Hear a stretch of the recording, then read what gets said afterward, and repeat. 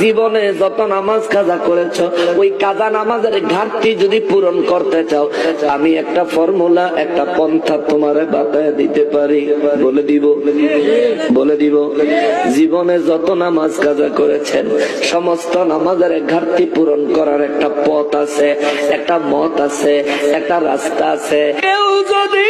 মাগরিবের 3 রাকাত ফরজের পরে 2 রাকাত সুন্নাত আদায় কইরা, পরে যদি 2 রাকাত মাগরিবের নামাজের নফল আদায় করার শেষে